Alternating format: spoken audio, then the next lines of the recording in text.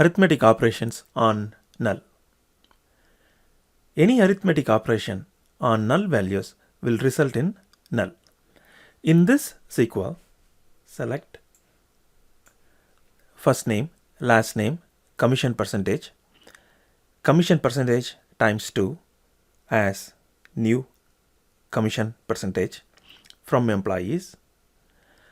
I am multiplying all the rows of the column commission percentage with 2.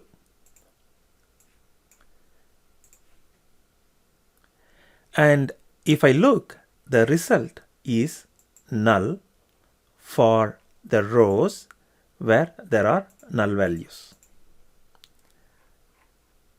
And it works fine otherwise.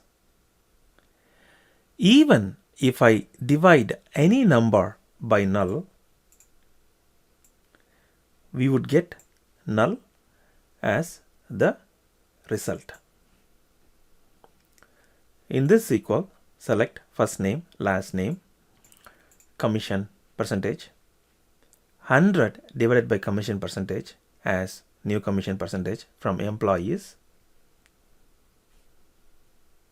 I get the value, the result as null for rows where there are already null values, and it works fine otherwise.